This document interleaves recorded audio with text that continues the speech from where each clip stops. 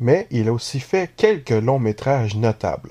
Space Firebird 2772 est basé sur le manga Phoenix, écrit, réalisé et produit par le maître lui-même au tournant des années 70 et 80. Ce n'est par contre pas une adaptation, le manga proposant de toute manière diverses histoires avec des personnages différents à des époques différentes. C'est supposé être assez peu fidèle, je dois avouer que je n'ai pas lu le manga, car Tezuka a voulu revisiter le mythe du phénix de manière différente, moins japonaise, plus internationale. Pour voir ce film, j'ai dû l'acheter d'Australie sur eBay, mais je tenais à le voir après avoir lu le moment où il en est question dans la biographie manga de Tezuka.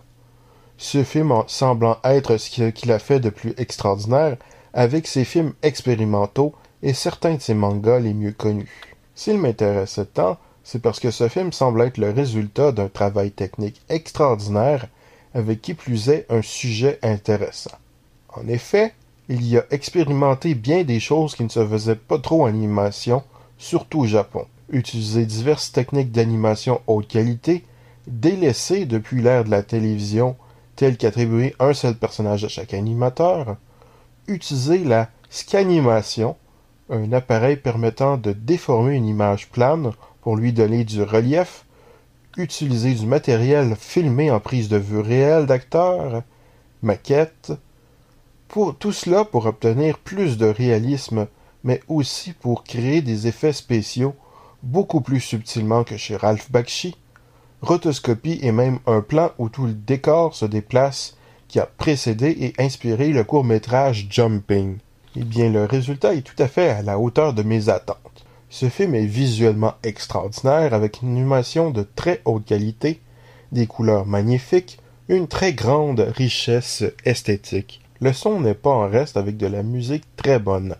D'ailleurs, il faut attendre pas mal de minutes avant qu'il y ait des dialogues, le début étant bercé uniquement par la musique. L'histoire est excellente aussi, riche en émotions. Dans une hypothétique société future, space opéra bien sûr, les gens sont répartis en classes à la naissance en fonction de leur talent. Le personnage principal deviendra donc un pilote de vaisseaux spatiaux. Il grandit avec une androïde avec laquelle il développera des rapports particuliers. Devenu adulte, découvre son monde. Trop violent à son goût, avec son sentimentalisme, se trouve à désobéir à l'ordre social, doit aller faire des travaux forcés, puis va partir en quête du Phénix à bord d'un vaisseau spatial, accompagné de son androïde et quelques personnages d'un style très cartoon, afin de faire revivre la Terre qui va au plus mal.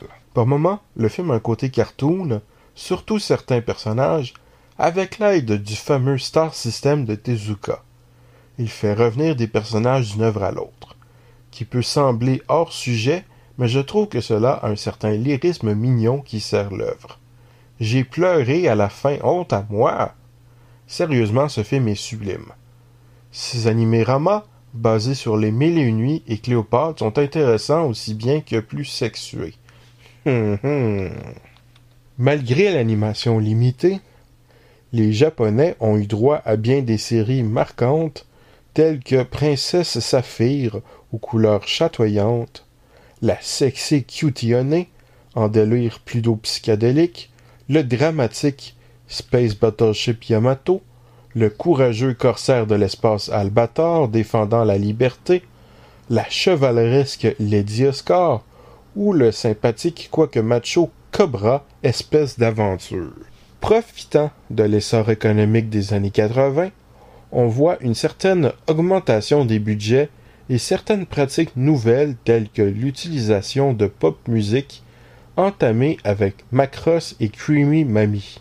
Je suis mieux de pas montrer mon coffret DVD de Creamy Mamie. Mais c'est de la gnognotte à côté de la vidéo et du cinéma.